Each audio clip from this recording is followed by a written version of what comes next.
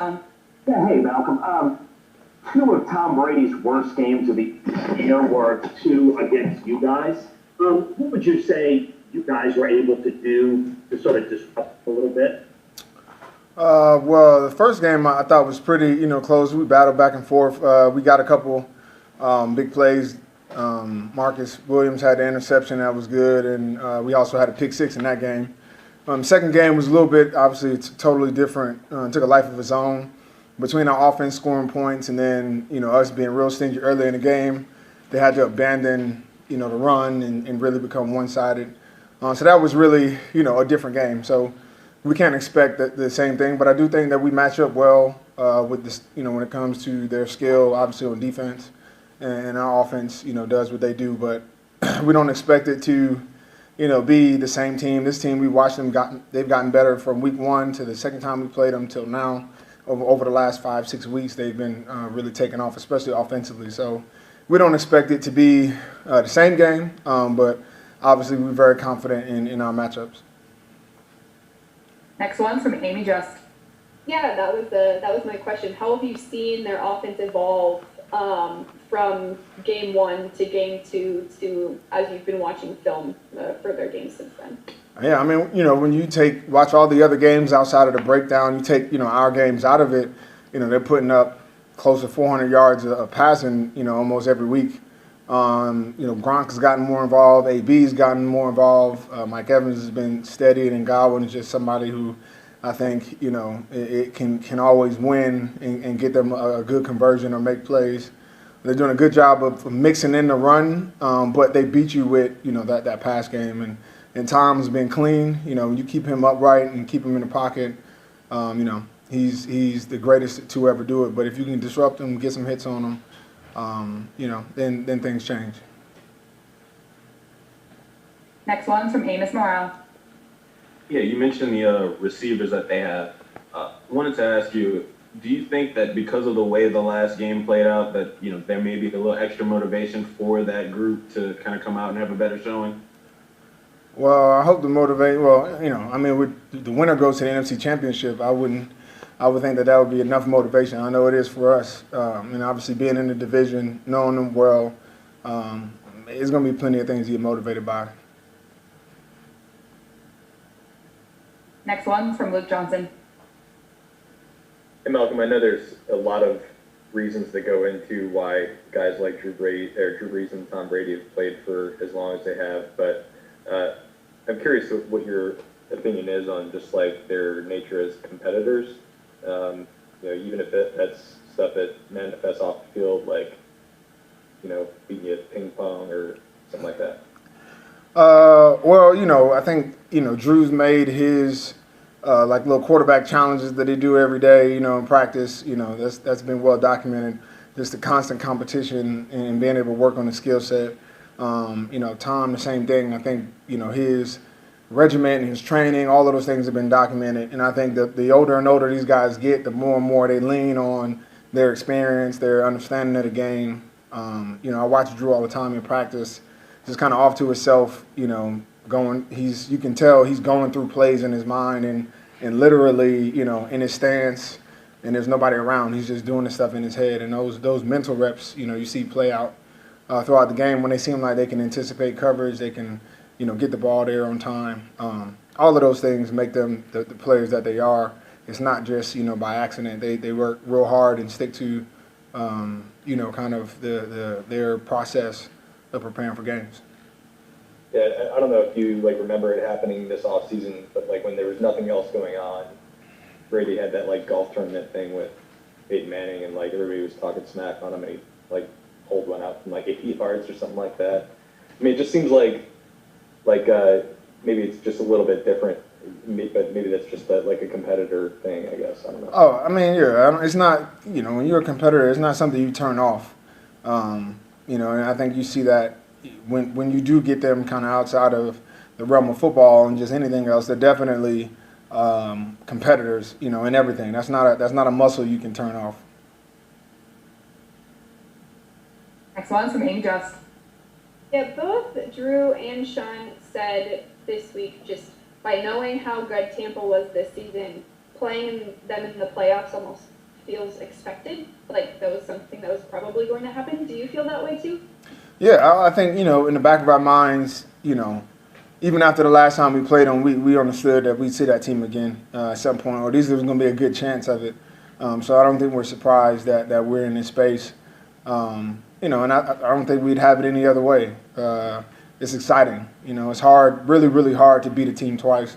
So obviously times that by a few, and it's really hard to beat a team 3 times, but especially with the firepower that they have. But for us and where we want to go, I think that just adds context to the story, and we look forward to the challenge. Next one's from Jane Slater. Malcolm, I'm curious, what has been your impression of both Coach Payton and Drew Brees having, been there, left, come back? Where have you seen those guys elevate their game, especially in the postseason? Well, I think the biggest thing is just the ability to adapt. Obviously Drew has had to adapt his game as he's gotten older, just to be able to match his skill set, but also the changing kind of threats that he's had. Back from when I was here, you had the Colstons, the Jimmy Grahams, and all of those. Then it was, your Sproles and Brandon Cooks. Now you got Mike T, Alvin Kamara. Those weapons, have changed over the years. And between Sean and Drew, just the ability to game plan based off of your skill set. And even when, Drew was out for a period this year and even last year, the ability to create game plans that can be executed by whoever's in the game, whether it's Taysom and that stretch when we were running the ball really, really well. So being able to win different ways to me is the most impressive thing, and that's what creates that longevity when you talk about success of a program. Being able to sustain over the years is the ability to adapt and give yourself the best chance to win games. We also talked this week a little bit about the culture and how Drew couldn't have anticipated, early on in his career there would be a nightclub in the post games. But how important is just some of that culture? I mean, there's so much thought that goes into making sure you bring the speakers and the smoke machine on the road and making sure it's loud enough that the opponent hears it. You've been in another locker room, you've been a part of a winning program. How important is that culture? Have we underestimated that here in New Orleans? Well, I think, even internally, that's new for me when I came back, here. Those are things that we didn't do when I was here before. So, again, the ability to adjust to new personalities, a younger team, that's not as traditional as, the things that we used to do. But understanding what motivates your team, too, right? What gives them juice, what allows them to play loose, allows them to keep their same personalities. And I think that's one thing that Sean Payton has done since I've known him is just really being able to manage individual personalities without making anybody feel like they can't be themselves. And, and that's from all the way from your Jeremy Shockey's to Roman Harper's all the way to now your, Alvin Kamara's and CJ and other guys like that, we got a lot of strong personalities on this team. But I feel like everybody's able to be themselves, and that creates a culture where everybody's bought in and everybody is headed in the same direction. Next one's from Luke Johnson. Malcolm, I apologize if this is like something you've answered a billion times this year, but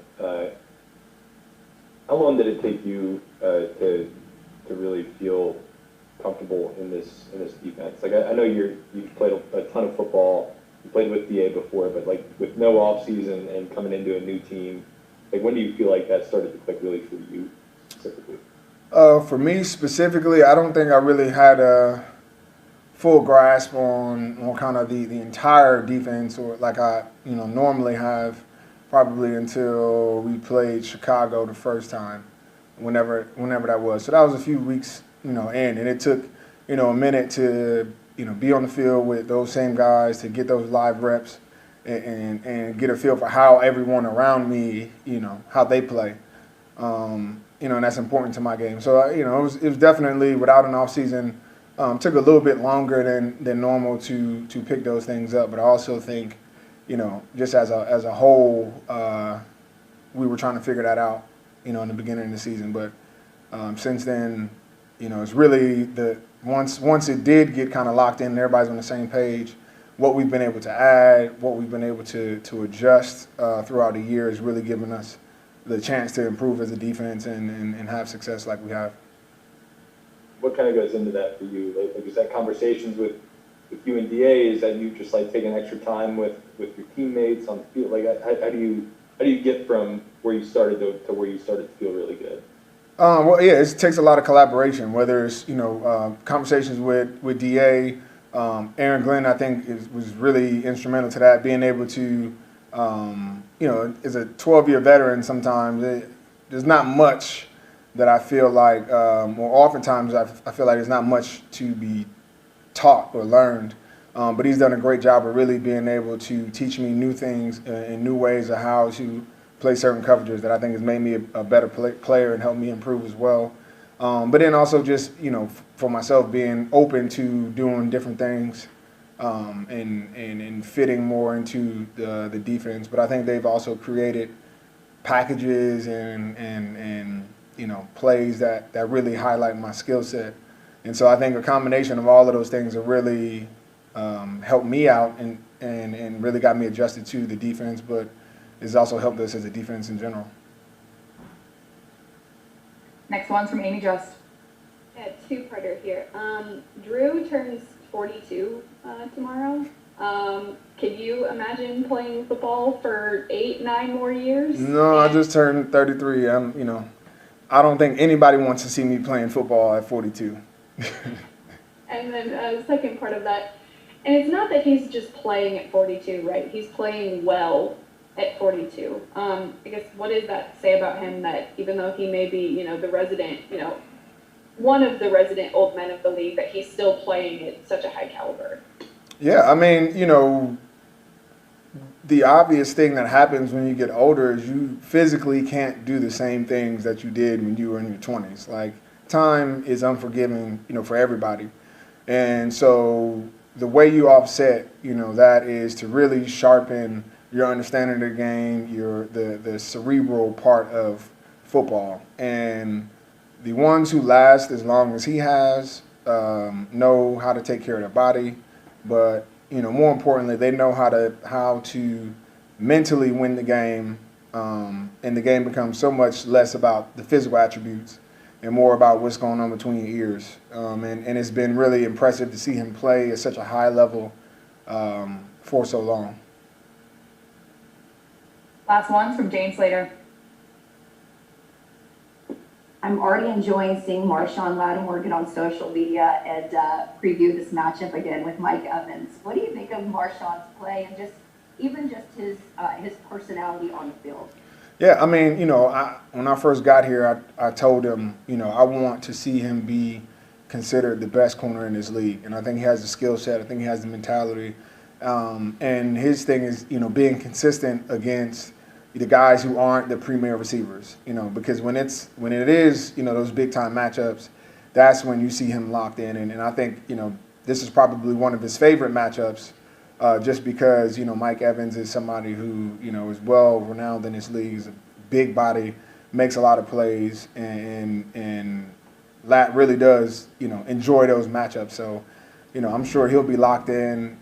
He's got that attitude that we want in a defense where there's no fear. He wants to press and challenge. And that's what you want out of your number one corner. And we're definitely going to need that if we want to have some success. We're all set. Thank you.